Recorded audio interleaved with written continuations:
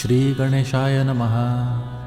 श्रीपाद श्री वल्लभ श्री नरसिंह सरस्वती श्री गुरुदत्तात्रेय देवताभ्यो नमः। श्रीरस्तु। श्री गणेश सरस्वती दत्तगुरुभ्यो नमो नमः। ओम श्रीपाद श्री वल्लभत्वं सदैव श्रीदत्तास्मान् पाहि देवाधिदेव। भावग्राह्य क्लेशहारिन् सुकीर्ते घोरात् कष्टादुद्धरास्मान् नमस्ते। त्वं नो माता त्वं पिता प्तोऽधिपस्त्वं त्राता योगक्षेमकृत् सद्गुरुस्त्वं। त्वं सर्वस्वं नो प्रभो विश्वमूर्ते घोरात् कष्टादुद्धरास्मान् नमस्ते। पापं तापं व्याधिमाधिं च दैन्यं भीतिं क्लेशं त्वं हराशुत्वदैन्यं। त्रातारं नो वीक्ष ईशास्तचूर्ते घोरात् कष्टादुद्धरास्मान् नमस्ते। नान्यस्त्राता नापि दाता न भर्ता त्वत्तो देवत्वं शरण्यो कहर्ता। पूर्वात्रेयानुग्रहं पूर्णराते घोरात् कष्टादुद्धरास्मान् नमस्ते। धर्मे प्रीतिं सन्मतिं देवभक्तिं सत्संगाप्तिं देहि भुक्तिं च मुक्तिं।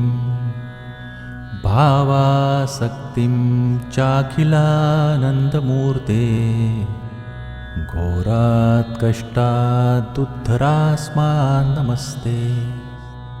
श्लोकपञ्चकमेतद्यो लोकमङ्गलवर्धनं प्रपठेन्यतो भक्त्या स श्रीदत्तप्रियो भवेत्। इति श्रीमद्परमहंसपरिव्राजकाचार्य श्री सद्गुरु वासुदेवानंद सरस्वती स्वामी महाराज प्रणीतं घोरकष्टोद्धारणस्तोत्रं सम्पूर्णम्। श्रीपाद श्री वल्लभत्वं सदैव श्रीदत्तास्मान् पाहि देवाधिदेव। भावग्राह्य क्लेशहारिन् सुकीर्ते घोरात् कष्टादुद्धरास्मान् नमस्ते। त्वं नो माता त्वं पिता प्तोऽधिपस्त्वं त्राता योगक्षेमकृत् सद्गुरुस्त्वं। त्वं सर्वस्वं नो प्रभो विश्वमूर्ते घोरात् कष्टादुद्धरास्मान् नमस्ते। पापं तापं व्याधिमाधिं च दैन्यं भीतिं क्लेशं त्वं हराशुत्वदैन्यं। त्रातारं नो वीक्ष ईशास्तचूर्ते घोरात् कष्टादुद्धरास्मान् नमस्ते। नान्यस्त्राता नापि दाता न भर्ता त्वत्तो देवत्वं शरण्यो कहर्ता। पूर्वात्रेयानुग्रहं पूर्णराते घोरात् कष्टादुद्धरास्मान् नमस्ते। धर्मे प्रीतिं सन्मतिं देवभक्तिं सत्संगाप्तिं देहि भुक्तिं च मुक्तिं। भावासक्तिं चाखिलानन्दमूर्ते घोरात् कष्टादुद्धरास्मान् नमस्ते। श्लोकपञ्चकमेतद्यो लोकमङ्गलवर्धनं प्रपठेन्यतो भक्त्या स श्रीदत्तप्रियो भवेत्। इति श्रीमद्परमहंसपरिव्राजकाचार्य श्री सद्गुरु वासुदेवानंद सरस्वती स्वामी महाराज प्रणीतं घोरकष्टोद्धारणस्तोत्रं सम्पूर्णम्। श्रीपादश्रीवल्लभत्वं सदैव श्रीदत्तास्मान् पाहि देवाधिदेव भावग्राह्य क्लेशहारिन् सुकीर्ते घोरात् कष्टादुद्धरास्मान् नमस्ते त्वं नो माता त्वं पिता प्तोऽधिपस्त्वं त्राता योगक्षेमकृत् सद्गुरुस्त्वं त्वं सर्वस्वं नो प्रभो विश्वमूर्ते घोरात् कष्टादुद्धरास्मान् नमस्ते पापं तापं व्याधिमाधिं च दैन्यं भीतिं क्लेशं त्वं हराशुत्वदैन्यं त्रातारं नो वीक्ष ईशास्तचूर्ते घोरात् कष्टादुद्धरास्मान् नमस्ते नान्यस्त्राता नापि दाता न भर्ता त्वत्तो देवत्वं शरण्यो कहर्ता पूर्वात्रेयानुग्रहं पूर्णराते घोरात् कष्टादुद्धरास्मान् नमस्ते धर्मे प्रीतिं सन्मतिं देवभक्तिं सत्सङ्गाप्तिं देहि भुक्तिं च मुक्तिं भावासक्तिं चाखिलानन्दमूर्ते घोरात् कष्टादुद्धरास्मान् नमस्ते श्लोकपञ्चकमेतद्यो लोकमङ्गलवर्धनं प्रपठेन्यतो भक्त्या स श्रीदत्तप्रियो भवेत् इति श्रीमद्परमहंसपरिव्राजकाचार्य श्री सद्गुरु वासुदेवानंद सरस्वती स्वामी महाराज प्रणीतं घोरकष्टोद्धारणस्तोत्रं सम्पूर्णं श्रीपादश्रीवल्लभत्वं सदैव श्रीदत्तास्मान् पाहि देवाधिदेव भावग्राह्य क्लेशहारिन् सुकीर्ते घोरात् कष्टादुद्धरास्मान् नमस्ते त्वं नो माता त्वं पिता प्तोऽधिपस्त्वं त्राता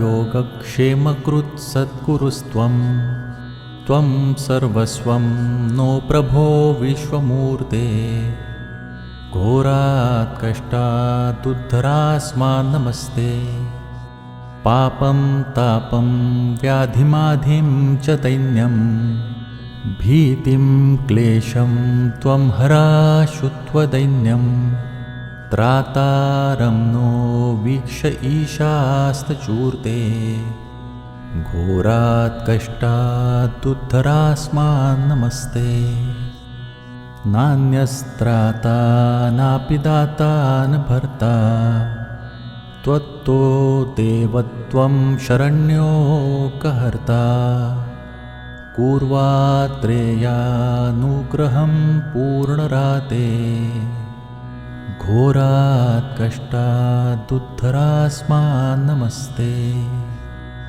धर्मे प्रीतिं सन्मतिं देवभक्तिं सत्सङ्गाप्तिं देहि भुक्तिं च मुक्तिं भावासक्तिं चाखिलानन्दमूर्ते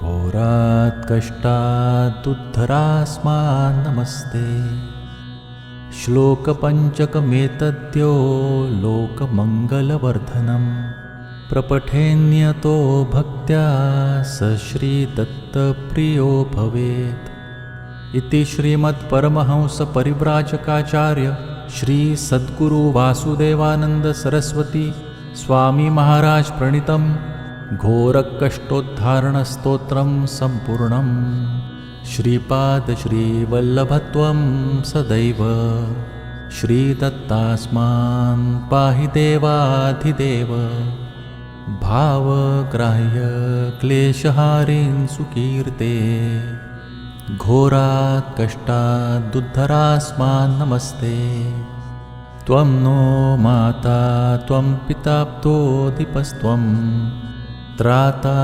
योगक्षेमकृत् सद्गुरुस्त्वं त्वं सर्वस्वं नो प्रभो विश्वमूर्ते घोरात् कष्टादुद्धरास्मान् नमस्ते पापं तापं व्याधिमाधिं च दैन्यं भीतिं क्लेशं त्वं हराशुत्वदैन्यं त्रातारं नो वीक्ष ईशास्तचूर्ते घोरात् कष्टादुद्धरास्मान् नमस्ते नान्यस्त्राता नापि दाता न भर्ता त्वत्तो देवत्वं शरण्यो कहर्ता पूर्वात्रेयानुग्रहं पूर्णराते घोरात् कष्टादुद्धरास्मान् नमस्ते धर्मे प्रीतिं सन्मतिं देवभक्तिं सत्संगाप्तिं देहि भुक्तिं च मुक्तिं भावासक्तिं चाखिलानन्दमूर्ते घोरात् कष्टादुद्धरास्मान् नमस्ते श्लोकपञ्चकमेतद्यो लोकमङ्गलवर्धनं प्रपठेन्यतो भक्त्या स श्रीदत्तप्रियो भवेत् इति श्रीमत्परमहंसपरिव्राजकाचार्य श्री सद्गुरु वासुदेवानंद सरस्वती स्वामी महाराज प्रणीतं घोरकष्टोद्धारणस्तोत्रं सम्पूर्णं श्रीपाद श्रीवल्लभत्वं सदैव श्रीदत्तास्मान् पाहि देवाधिदेव भावग्राह्य क्लेशहारिन् सुकीर्ते घोरात् कष्टादुद्धरास्मान् नमस्ते त्वं नो माता त्वं पिता प्तोऽधिपस्त्वं त्राता योगक्षेमकृत् सद्गुरुस्त्वं त्वं सर्वस्वं नो प्रभो विश्वमूर्ते घोरात् कष्टादुद्धरास्मान् नमस्ते पापं तापं व्याधिमाधिं च दैन्यं भीतिं क्लेशं त्वं हराशुत्वदैन्यं त्रातारं नो वीक्ष ईशास्तचूर्ते घोरात् कष्टादुद्धरास्मान् नमस्ते नान्यस्त्राता नापि दाता न भर्ता त्वत्तो देवत्वं शरण्यो कहर्ता पूर्वात्रेयानुग्रहं पूर्णराते घोरात् कष्टादुद्धरास्मान् नमस्ते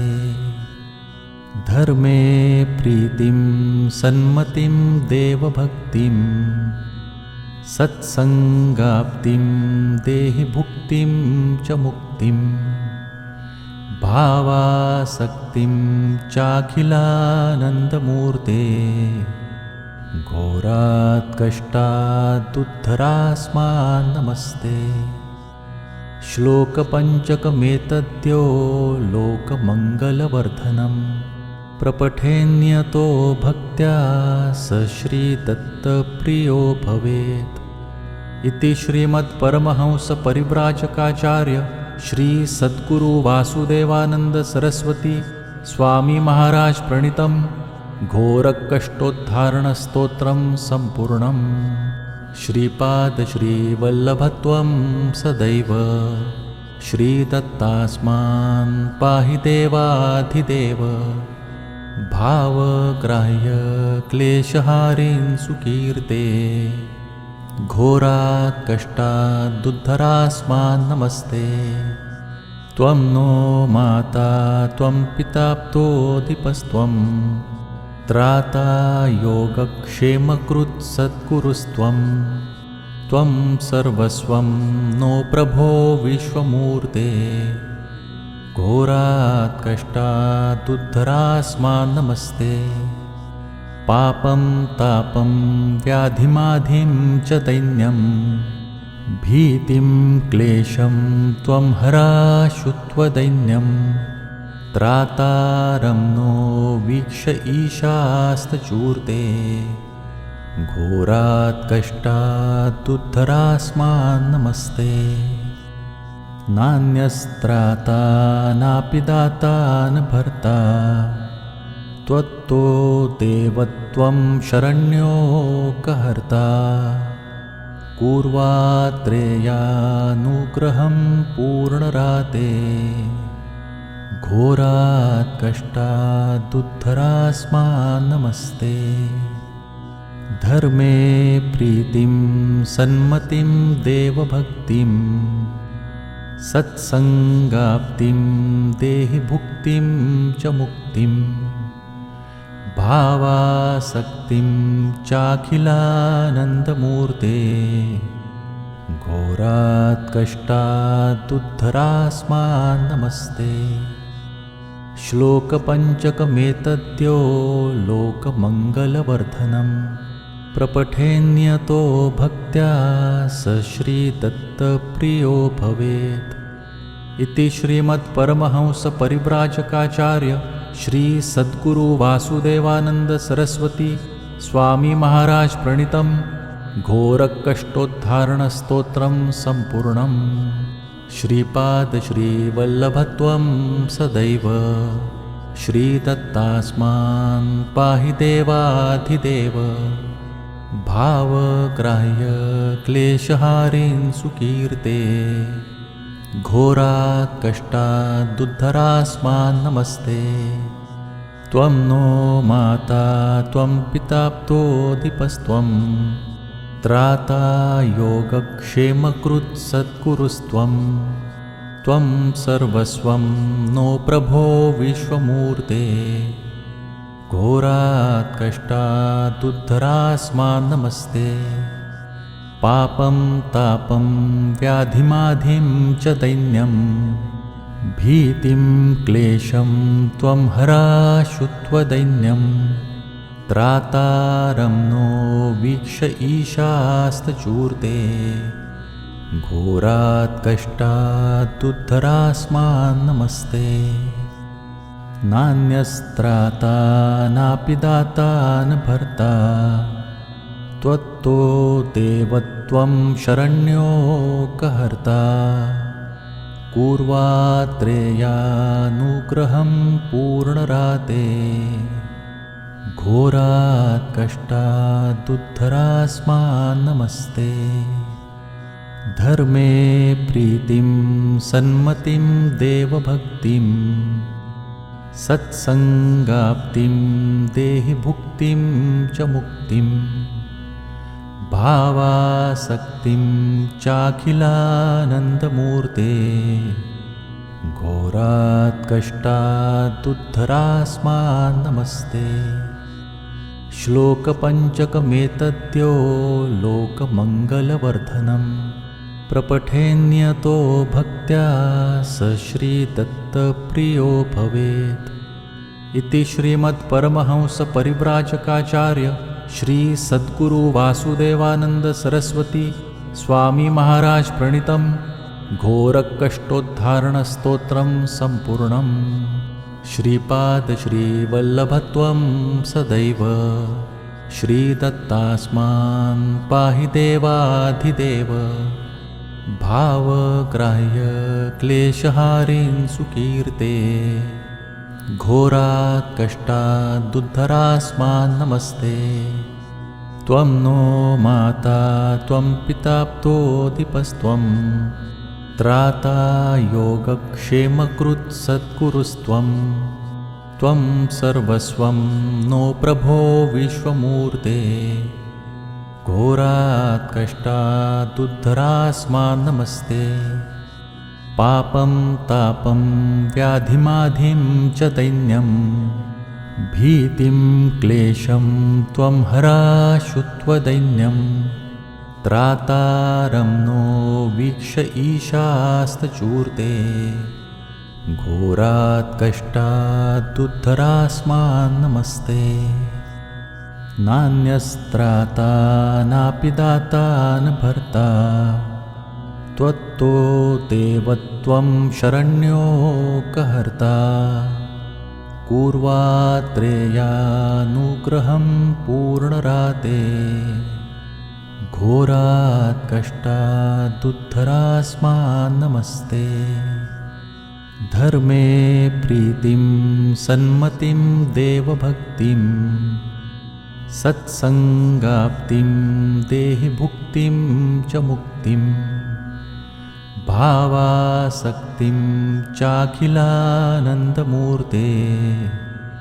घोरात् कष्टादुद्धरास्मान् नमस्ते श्लोकपञ्चकमेतद्यो लोकमङ्गलवर्धनं प्रपठेन्यतो भक्त्या स श्रीदत्तप्रियो भवेत् इति श्रीमद्परमहंसपरिव्राजकाचार्य श्री सद्गुरु वासुदेवानंद सरस्वती स्वामी महाराज प्रणीतं घोरकष्टोद्धारणस्तोत्रं सम्पूर्णम् श्रीपाद श्रीवल्लभत्वं सदैव श्रीदत्तास्मान् पाहि देवाधिदेव भावग्राह्य क्लेशहारिन् सुकीर्ते घोरात् कष्टादुद्धरास्मान् नमस्ते त्वं नो माता त्वं पिता प्तोऽधिपस्त्वं त्राता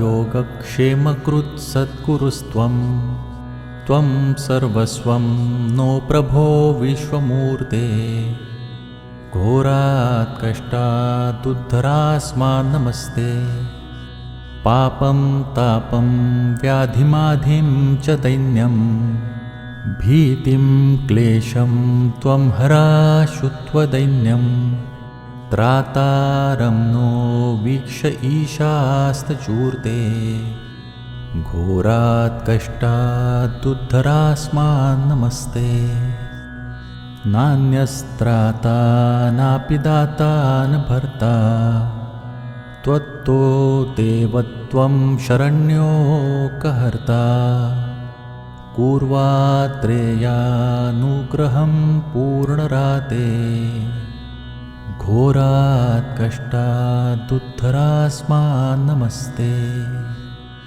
धर्मे प्रीतिं सन्मतिं देवभक्तिं सत्संगाप्तिं देहि भुक्तिं च मुक्तिं भावासक्तिं चाखिलानन्दमूर्ते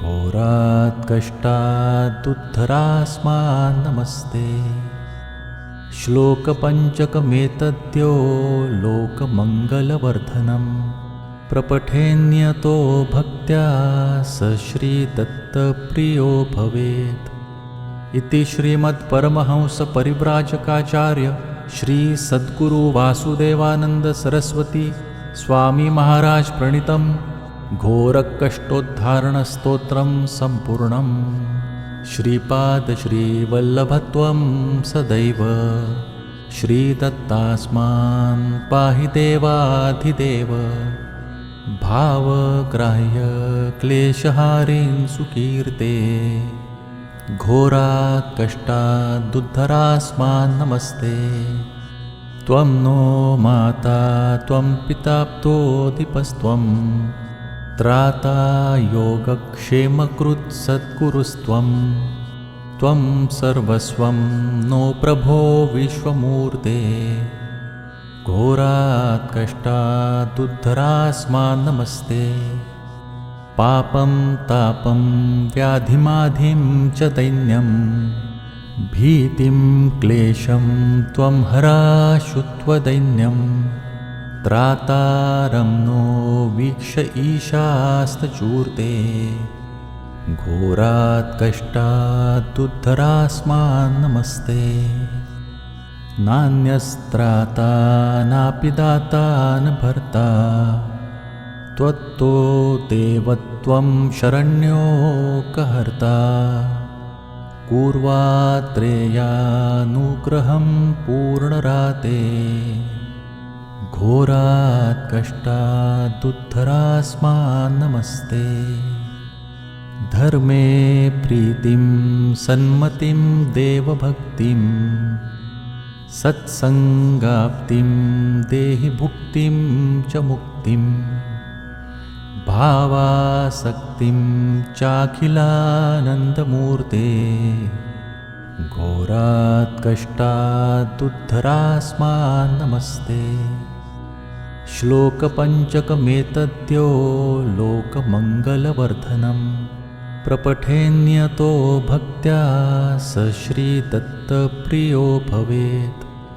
इति श्रीमत्परमहंसपरिव्राजकाचार्य श्री सद्गुरु वासुदेवानंद सरस्वती स्वामी महाराज प्रणीतं घोरकष्टोद्धारणस्तोत्रं सम्पूर्णं। श्रीकृष्णार्पणमस्तु। शुभं भवतु।